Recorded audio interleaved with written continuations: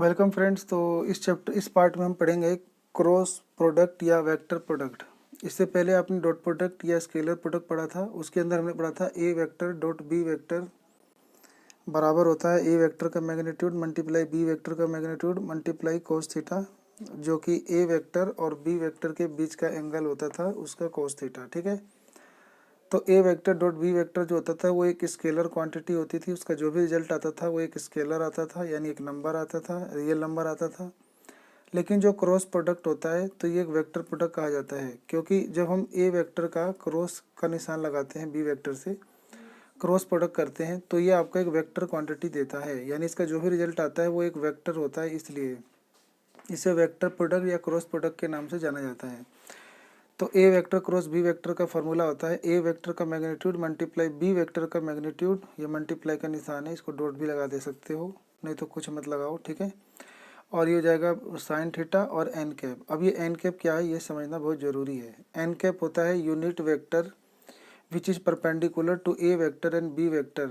अब मान लो ए वेक्टर और बी वेक्टर एक ही प्लेन में है। ठीक है, एक ही प्लेन में है, तो इन दोनों के जो परपेंडिकुलर वेक्टर होता है उसको बोलते हैं हम यूनिट वेक्टर, एन कैप से डिनोट करते हैं। तो अगर आप इसमें आप इसके अंदर अपना राइट हैंड थंब रूल अगर आपने पढ़ा हो तो वो लगाओगे, तो राइट हैंड थंब रूल में अब मान लो कि ये मेरा अंगूठा हो गया, मेरा ये हाथ आ गया। ठीक है, ये मेरा हाथ आ गया, तो ये मेरा मान लो ए वेक्टर जा रहा है और ये इस तरफ मान लो बी वेक्टर जा रहा है। तो ए क्रॉस बी करोगे तो अंगूठा मेरा ऊपर की ओर उठ जाएगा, ऐसे ऊपर की ओर उठ जाएगा। तो ये आपका एन कैप होता है। ठीक है, तो यानी दो वेक्टर क्रॉस प्रोडक्ट जो होता है हमें उन दोनों वेक्टर के परपेंडिकुलर का एक नया वेक्टर देता है, जो कि उन दोनों वेक्टर पे परपेंडिकुलर होता है, उसे एन कैप कहते हैं, यानी यूनिट वेक्टर है। ठीक है, यूनिट वेक्टर मतलब जिसका मैग्नीट्यूड क्या होगा, एक मतलब एक होगा या डिस्टेंस एक होगा। तो जैसे ये ए वेक्टर है, ये बी वेक्टर है, इसका क्रॉस करोगे तो हमें इन दोनों के, ये दोनों जिस प्लेन में होंगी तो उसके परपेंडिकुलर हमें एक वेक्टर मिलेगा और उसकी एक यूनिट को बोलेंगे एन कैप। ठीक है। अब कई बार क्या होता है कि अगर हम ए क्रॉस बी कर रहे हैं तो ये पॉजिटिव होगा ऊपर, और अगर मान लो बी क्रॉस ए करेंगे तो ये जो होगा नीचे की तरफ चल जाएगा, तो ये नेगेटिव भी हो सकता है। तो कह सकते हैं कि A vector cross B vector जो होता है अपने negative B vector cross A vector के इक्वल होता है। तो इस प्रकार ए वेक्टर और बी वेक्टर जो होता है और फिर बी क्रॉस ए जो होता है वो नॉट कोमोटेटिव, ये कोमोटेटिव नहीं होते। तो ए क्रॉस बी जब करते हैं तो इसका जो भी रिजल्ट होता है, तो अभी हमने पढ़ा कि अब अगर हम दो वेक्टर का क्रॉस प्रोडक्ट कराते हैं तो वो होता है ये ए और बी मान लो, चलो, तो ये ए वेक्टर का मैग्नीट्यूड मल्टीप्लाई बी वेक्टर का मैग्नीट्यूड मल्टीप्लाई साइन थीटा। तो इतना चीज़ें तो आपको एक स्केलर क्वांटिटी देता है, लेकिन एन कैप आपको एक वेक्टर देता है। ठीक है, तो यानी इतनी चीज़ें तो आपको स्केलर क्वांटिटी देता है, लेकिन इतनी ये एन कैप आपको एक वेक्टर क्वांटिटी देता है। इस वजह से ये क्रॉस प्रोडक्ट एक वेक्टर क्वांटिटी होता है। ठीक है, तो मान लो कोई वेक्टर है, कोई दो वेक्टर क्रॉस करा रहे हैं, इसमें कोई स्केलर जैसे m मल्टीप्लाई करेंगे तो m चाहे a में मल्टीप्लाई कर लो चाहे b में, दोनों का रिजल्ट सेम रहेगा। अगर हम ऐसे पढ़ें कि a वेक्टर का क्रॉस कराना है b प्लस सी से, तो हम पहले a का क्रॉस b से भी कर सकते हैं और फिर हम b का क्रॉस a से करके ऐड कर सकते हैं, नहीं तो हम इन दोनों को जोड़ के क्रॉस करते तब भी हो जाता। तो ऐसे ये वाला भी पढ़ लोगे। तो a और a प्लस बी का क्रॉस करना है सी से, तो हम चाहे a का क्रॉस सी से कर लेते फिर प्लस b का क्रॉस सी से करके ऐड कर लेते, तो भी आंसर सेम आता। ऐसे अगर माइनस करना है तो ए का क्रॉस बी से कर लेंगे और फिर घटा ए क्रॉस सी कर लेंगे, फिर माइनस कर लेंगे, तो ये आपका आंसर सेम आएगा। अब ए वेक्टर क्रॉस बी वेक्टर, अगर दो वेक्टर का क्रॉस प्रोडक्ट अगर जीरो वेक्टर आ रहा है, इसका मतलब है कि ए वेक्टर और बी वेक्टर दोनों जो है आपस में पैरेलल हैं। ठीक है, ये बहुत ही ज़्यादा इम्पोर्टेंट है। अब हम ए वेक्टर का और बी वेक्टर का क्रॉस प्रोडक्ट कैसे करेंगे, तो हमें अगर दो वेक्टर का क्रॉस करना है तो हम डिटर्मिनेंट का इस्तेमाल करेंगे। डिटर्मिनेंट आपने पढ़ा होगा, तो 3 रो 3 कॉलम वाला डिटर्मिनेंट लगाएंगे, आई जे के लिखेंगे, फिर पहले वाले वेक्टर के वो कंपोनेंट लिख देंगे, या फिर इसे हम डायरेक्शन रेशियो भी बोल देते हैं, ये लिख देंगे और ये लिख देंगे a1 b1 c1 पहले वेक्टर का, फिर a2 b2 c2 दूसरे वेक्टर का, और इसको हम एक्सपोनेंट कर देंगे, इसको एक्सपेंड कर देंगे। एक्सपेंड करने पे आपका जो भी आंसर आएगा वो आपका ए क्रॉस बी यानी एक वेक्टर होगा जो इन दोनों के परपेंडिकुलर वेक्टर आ जाएगा। ठीक है, उसी को बोलते हैं क्रॉस प्रोडक्ट। तो एक बार और देख लेते हैं क्रॉस प्रोडक्ट या vector product of two vector. तो आपको दो वेक्टर में अगर क्रॉस प्रोडक्ट कराना है तो आपका फार्मूला बना ए वेक्टर का मैग्नीट्यूड मल्टीप्लाई बी वेक्टर का मैग्नीट्यूड मल्टीप्लाई साइन थीटा और एन कैप। ये जो ए वेक्टर क्रॉस बी वेक्टर और साइन है ये आपको मैग्नीट्यूड यानी एक नंबर देते हैं, और ये जो एन कैप है ये आपको एक डायरेक्शन देता है। तो इसमें एक मैग्नीट्यूड और डायरेक्शन दोनों आ गए, तो इसीलिए ये एक वेक्टर होता है। एन कैप को यूनिट वेक्टर कहते हैं।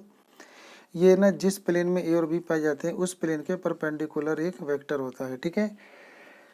तो ये एक वेक्टर था और प्लेन में दोनों वेक्टर ही होंगे और इनके परपेंडिकुलर वेक्टर एन कैप होगा। तो राइट हैंड थंब रूल लगेगा, तो राइट हैंड से ए से बी जाने पे आपको ये पॉजिटिव मिलेगा वेक्टर, ठीक है।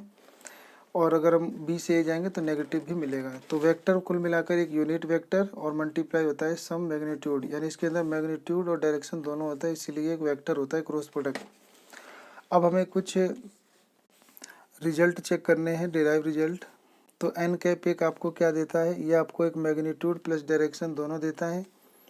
A vector cross B vector एक वेक्टर होता है, और ए क्रॉस बी अगर जीरो आ जाए तो इसके दो रिजल्ट हो सकते हैं, ठीक है।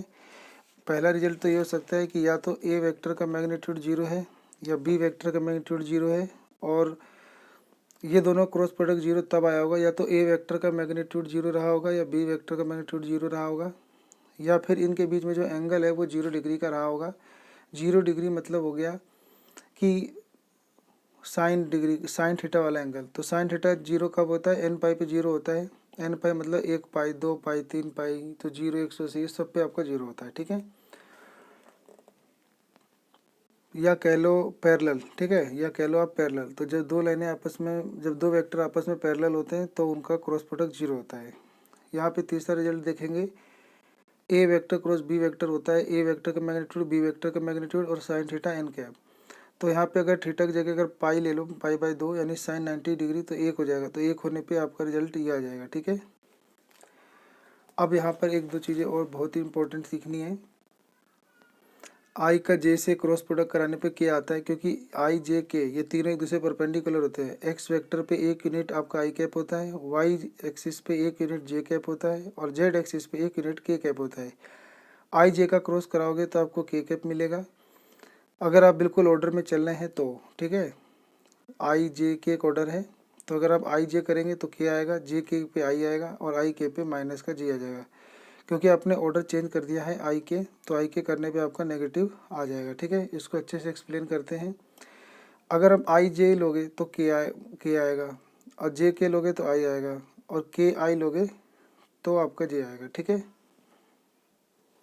एक एंटी क्लॉकवाइज घूमना होता है, क्लॉकवाइज घूमना होता है। एंटी क्लॉकवाइज होता है घड़ी की उल्टी दिशा में। तो जैसे मान लो आई जे के है, तो अगर हम ये ऐसे चलें आई जे के एंटी क्लॉकवाइज चलें तो आपको क्या मिलेगा। तो आपको ना याद करना है कि आप एंटी क्लॉकवाइज चलेंगे तो आपको पॉजिटिव रिजल्ट मिलेंगे, लेकिन अगर आप क्लॉकवाइज चलोगे, उल्टा चलोगे, मतलब आई जे के की जगह आप आई के जे ऐसे चलोगे तो आपको रिजल्ट नेगेटिव मिलेगा, ठीक है। तो इसीलिए अगर के का आई करोगे, के और जे, तो के और जे चलोगे तो ये आपको उल्टा चले पे नेगेटिव यानी माइनस का आई कैप मिलेगा, और जे आई चलोगे अगर, तो जे आई चलोगे तो उल्टा जा रहे हो तो आपको माइनस के मिलेगा। अगर आप यूँ चले थे आई जे तो फिर प्लस का के आता, ठीक है। तो इतना मतलब आ गया होगा समझ में। आई से यानी किसी वेक्टर का खुद से क्रॉस प्रोडक्ट जीरो होता है, क्योंकि आई से क्रॉस प्रोडक्ट करोगे तो आई का मैग्नीट्यूड 1, इसका मैग्नीट्यूड 1, और अगर किसी वेक्टर का खुद ही से करोगे क्रॉस प्रोडक्ट तो उसके बीच में एंगल जीरो होगा, साइन जीरो जीरो होता है, तो कुल रिजल्ट जीरो हो जाएगा। तो इसलिए आई जीरो होता है, जे जीरो होता है, के जीरो होता है। तो ये आपको ध्यान रखना है, ठीक है। तो मान लो ये ए वेक्टर है और ये बी वेक्टर में क्रॉस प्रोडक्ट कराना है, ए क्रॉस बी निकालना है। तो पहले आप क्या करोगे, तो अगर हम ऐसे गुना करें ए वेक्टर क्रॉस बी वेक्टर, तो इसको यू गुना करें तो इसमें बहुत लंबा टाइम लग जाएगा। तो इसके लिए हमने शॉर्ट ट्रिक बनाया है।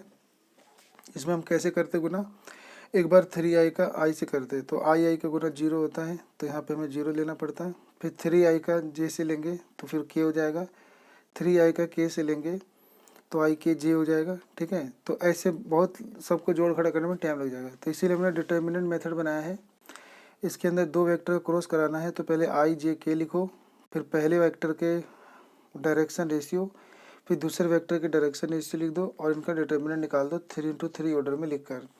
तो इसको एक्सपेंड कर दोगे तो आपका जो भी रिजल्ट होगा वो आपको एक वेक्टर दे देगा। तो आपको क्या मिला था, आई जे के लिखना था। पहला वेक्टर था 3 1 4 और फिर हो जाएगा 1 -1 1।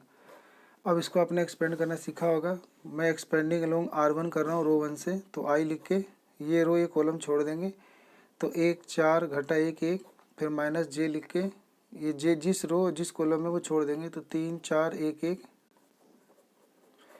फिर प्लस के कैप लिख कर ये जिस रो जिस कॉलम में उनको छोड़ के बाकी एलिमेंट लिख देंगे, 3 1 1 -1, ठीक है।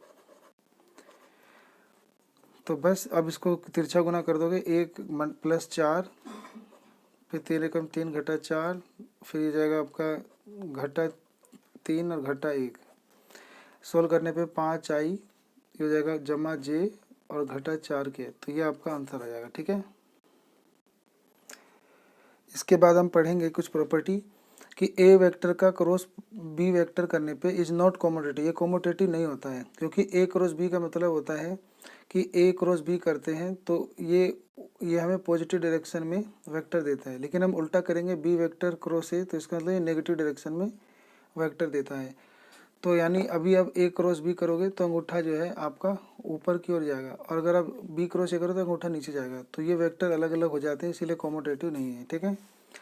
अगला याद करना है एंगल बिटवीन टू वेक्टर। दो वेक्टर के बीच में एंगल कैसे निकालते हैं, तो A vector cross B vector ऐसे का फॉर्मूला था ना, ए वेक्टर का मैग्नीट्यूड बी वेक्टर का magnitude sine theta N cap. तो अगर हम ए वेक्टर का मैग्नीट्यूड, अगर हम दोनों तरफ क्या ले लें, डिटर्मिनेंट ले लें, यहाँ पर डिटर्मिनेंट, तो ये तो पहले ही डिटर्मिनेंट है, तो ये भी ऐसी रहेगा, ये ऐसी रहेगा, साइन एंगल होता है ये भी ऐसी रहेगा, और एन कैप का मैग्नीट्यूड 1 होता है। तो हमने दोनों तरफ मैग्नीट्यूड लिया, तो इसका मैग्नीट्यूड आ गया, इसका मैग्नीट्यूड ये खुद ही था, तो मैग्नीट्यूड ये एंगल एक खुद एक रियल नंबर है, तो ये भी ऐसे ही रहेगा और ये 1 हो जाएगा।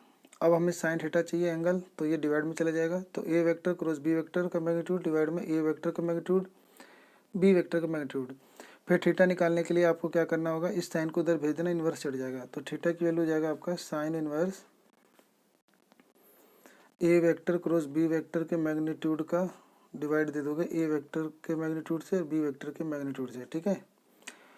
तो इतना आगे समझ में। एक होता है आपका एरिया, अगर आपको एरिया ऑफ ट्रायंगल निकालना है तो 1/2 आप ए वेक्टर क्रॉस बी वेक्टर के मैग्नीट्यूड लगा दोगे तो आपका आंसर आ जाएगा। ये बिल्कुल वैसे ही आया है 1/2 बेस इंटू हाइट से। तो अगर आप मान लोगे कि ये ए वेक्टर है और ये बी वेक्टर है, तो आप किसी बी वेक्टर किसी बिंदु से आप इस ए वेक्टर पे परपेंडिकुलर लाइन खींचो, और इसके अंदर एक आप हाइट निकालने के लिए फॉर्मूला लगा दो, तो 1/2 बेस इंटू हाइट करने पे बिल्कुल यही आपको मान मिल जाएगा, ठीक है।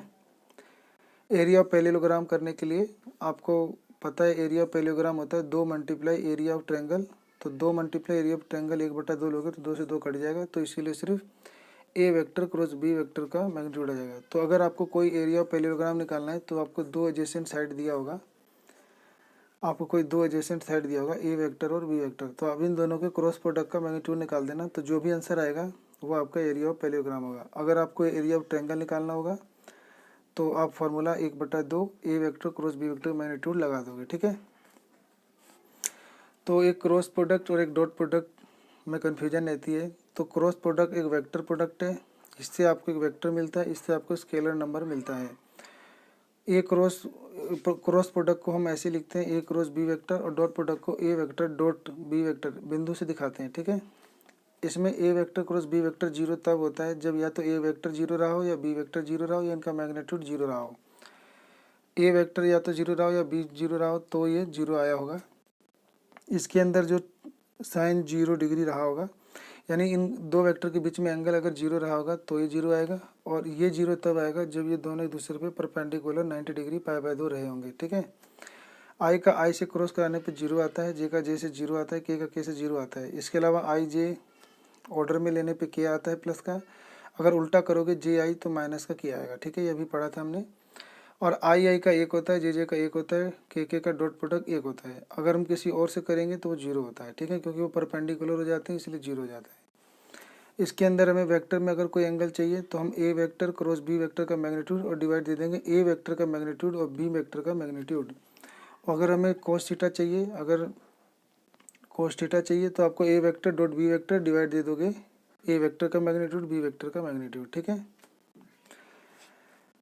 A vector cross B vector जो होता है वो बराबर होता है minus B vector cross A vector के, ठीक है। और अगर हमें एरिया निकालना हो तो 1/2 A vector cross B vector के मैग्नीट्यूड कर लोगे, और अगर एरिया पैरेग्राम चाहिए तो A vector cross B vector का मैग्नीट्यूड कर लोगे, ठीक है। और A vector dot B vector जो होता है वो कॉम्यूटेटिव होता है, यानी A vector dot B vector बराबर होता है B vector dot A vector के। तो ये सब हमने पूरे फार्मूले जो हैं कर लिए हैं, तो ये पूरे फार्मूले लगभग हो गए हैं, ठीक है। तो मिलते हैं अगली वीडियो में। आप सबका अपना कीमती समय देने के लिए धन्यवाद।